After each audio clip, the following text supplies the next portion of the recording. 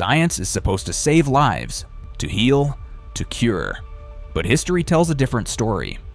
For centuries, governments and scientists have justified unspeakable horrors in the name of progress.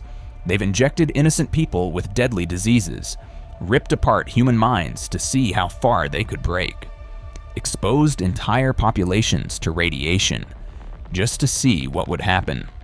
They say it was for the greater good. They say it was necessary. But when you step back and look at the experiments they actually conducted, one thing becomes clear. Science has never needed ethics to advance. Welcome to the iceberg. The further down we go, the darker it gets. These are the most evil human experiments in history.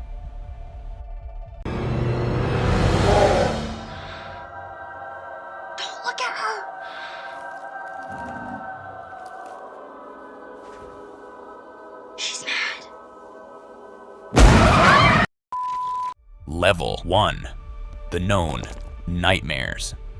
These are the ones you've probably heard of, the experiments that still make their way into psychology textbooks and top 10 unethical studies, videos on YouTube. They're the ones people bring up at parties when they want to sound smart, but not too weird. But just because they're famous doesn't mean they aren't completely messed up. Take MKUltra, for example. In the public were given drugs without their awareness or consent and experimented upon.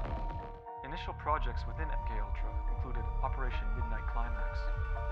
The CIA, in its infinite wisdom, decided that mind control was a totally achievable goal, and that the best way to get there was by secretly drugging people with LSD. Regular civilians, prisoners, even their own agents, no one was safe. The goal was to figure out how to break a person's mind and rebuild it, either to extract information or, in some cases, turn them into unwitting assassins. They tried hypnosis, electroshock therapy, sensory deprivation, basically every horror movie technique you can think of. And because the CIA was running the show, there were no rules. Some people ended up permanently damaged. Some didn't survive. And when the program was exposed in the 1970s, the CIA shredded most of the evidence, because of course they did. And then once the men were in the apartments, they were dosed with LSD, and then they were basically studied by CIA scientists, usually behind a two-way mirror. Another common practice was the hosting and observing of LSD-induced parties with live music. These parties were... Then there's the Stanford prison experiment, which is often cited as proof that regular people will turn into tyrants if you give them a little power. A psychologist named Philip Zimbardo gathered a bunch of college students, split them into prisoners and guards, and let them loose in a fake prison. It took approximately 0 seconds for the guards to go full dictator, humiliating and tormenting their fellow students like they'd been waiting for the opportunity their whole lives. The experiment was supposed to last 2 weeks, but they had to shut it down after 6 days because things got way too real. Zimbardo basically coached the guards into being cruel just to make sure he got the results he wanted, so not only was it unethical, but it was also kind of rigged. Speaking of questionable psychology, let's talk about the Milgram shock experiment, the one that proves people will do anything as long as an authority figure tells them to. Participants were told they were helping with a memory test, and that they had to administer electric shocks to a learner every time they got an answer wrong. The shocks got more intense with each mistake, eventually reaching levels that should have been lethal. The learner was actually an actor, and the shocks weren't real, but the participants didn't know that. And yet, most of them kept pressing the button, even when they heard screams, begging, and eventually silence. Why? Because a guy in a lab coat told them to. That's all it took.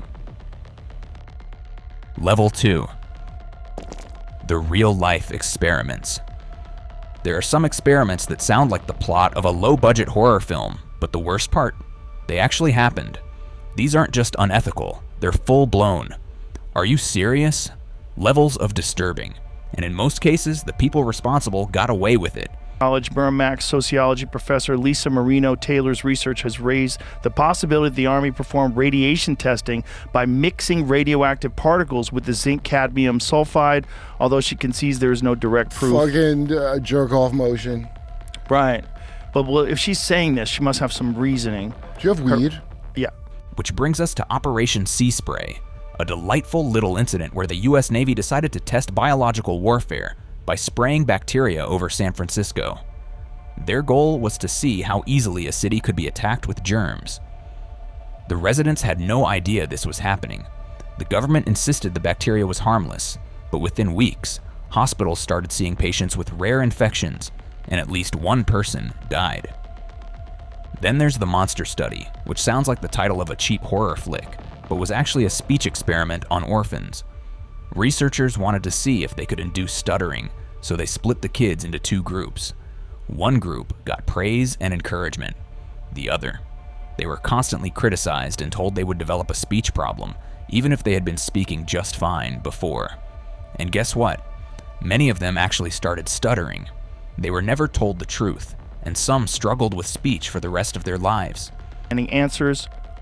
Wow. Oh, yeah. So the San Francisco one was a disease thing. Find that, Jamie. The San Francisco one, they were spraying pneumonia into the clouds. Oh, good. If you thought MKUltra was bad, allow me to introduce Project Artichoke, which was basically MKUltra's insane older brother. Before the CIA perfected their whole "let's secretly dose people with LSD" strategy, they tested it out on their own agents. Some operatives were given hallucinogens and then interrogated to see if they would break under pressure. Others were subjected to hypnosis and forced drug addiction, all in the name of finding the perfect way to manipulate the human mind. Shockingly, it didn't work, but they sure did ruin some lives trying. And finally, let's talk about the Stateville Penitentiary Malaria Study, because what's an unethical experiment list without prisoners being used as lab rats? During World War II, malaria was killing more soldiers than actual combat, so researchers needed test subjects to try out experimental treatments. Enter the inmates at Stateville Penitentiary, who were offered shorter sentences in exchange for allowing themselves to be infected with malaria. Some got lucky and survived the treatments. Others weren't so fortunate, but at least the researchers got their data. Level 3. The ones that cross into nightmare territory. If the previous experiments made you uncomfortable, buckle up, because now we're venturing into territory so twisted it feels like something straight out of a horror novel. These weren't just unethical, they were full-blown medical crimes disguised as research. And as usual, the victims had no idea what was happening to them. In the 1950s and 60s, a team of researchers at the Willowbrook State School, a facility for mentally disabled children, decided that hepatitis was spreading too quickly in their institution. Instead of trying to stop it, they figured, hey, why not just infect more kids and study the effects? They justified it by claiming that the children would have gotten hepatitis anyway, which is a bold excuse for literal medical abuse. Some of the infected kids suffered severe liver damage, while the researchers patted themselves on the back for their groundbreaking findings. Not to be outdone in the scientists with zero morals category, Sweden stepped up with the Vipeholm experiments, which sound harmless until you realize what was happening. In the 1940s, Swedish researchers wanted to study tooth decay, and they needed subjects, so they turned to mentally disabled patients in a state-run facility and force-fed them absurd amounts of sugar. Sticky candy, sugary bread, the works. Some patients were given up to 24 pieces of candy per meal, and shocker, their teeth rotted right out of their skulls. The researchers watched it all unfold and then proudly declared that sugar causes cavities, as if that wasn't already obvious to anyone who's ever owned a toothbrush. Then there's the Tuskegee syphilis study, which is so horrifying it sounds made up. From 1932 to 1972, the U.S. Public Health Service studied the effects of untreated syphilis in black men from rural Alabama. The worst part? These men thought they were receiving free health care. Instead, they were just being monitored as their disease slowly destroyed their bodies. Even after penicillin became the standard cure for syphilis in the 1940s, researchers intentionally did not treat them because they wanted to see what would happen if the disease ran its full course. Spoiler, it wasn't pretty. Many of the men died, passed the disease to their wives, and even to their children at birth.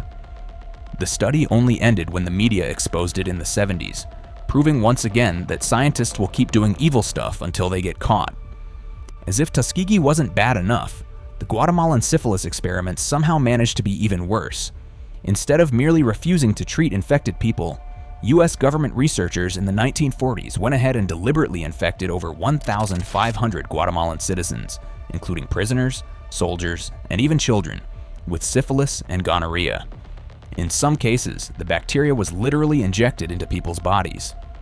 Or they justified it by saying they were testing treatments, but most of the victims never actually received any help. Level 4. War crimes disguised as science. When a war starts, a lot of things suddenly become acceptable, including treating human beings like disposable lab rats.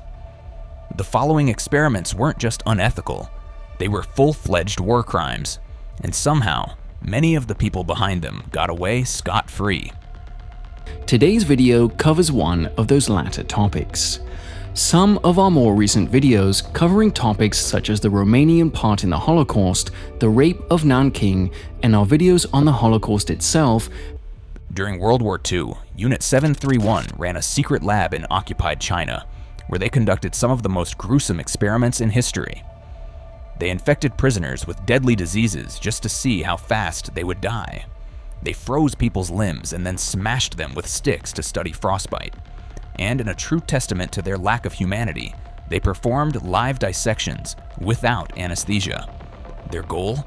To develop bioweapons and learn how to make the human body suffer in the most efficient way possible. After the war, many of these scientists were granted immunity in exchange for sharing their research with the US government, because that's how justice works, apparently. Yeah. Well, I'm sure they've stopped doing things like that. Yeah. What was the San Francisco one? I think they had the fog coming in and they wanted to see if they could distribute a disease that way. Meanwhile, over in Nazi Germany, freezing and seawater experiments were taking place in concentration camps.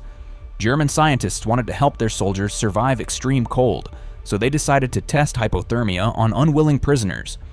Victims were forced into freezing water or left outside in sub-zero temperatures for hours, just to see how long it took them to freeze to death. In another experiment, prisoners were only given seawater to drink, leading to severe dehydration and, in many cases, death. Unsurprisingly, none of this research actually saved any lives, except maybe the Nazi scientists who later used their findings to get jobs in post-war medical fields. Then there were the blood coagulation experiments, which sound bad, but somehow they were even worse than you're imagining. Nazi scientists wanted to develop a substance that could help soldiers stop bleeding faster. Their brilliant idea? Inject prisoners with various chemicals and then either cut them open or straight up, shoot them to see if the bleeding would stop. Spoiler, it usually didn't. But that didn't stop the experiments from continuing, because science, I guess. And let's not forget Auschwitz twin experiments, run by none other than Josef Mengele, the so-called Angel of Death. Mengele had a weird obsession with identical twins and wanted to study genetics in the most nightmarish ways possible. He injected dyes into children's eyes to see if he could change their color. He stitched twins together in attempts to create conjoined siblings. He deliberately infected one twin with a disease, then killed both to compare their bodies. The survivors? Barely. Most of them were children who were subjected to some of the most disturbing medical torture in history, all because Mengele wanted to play God. Level 5.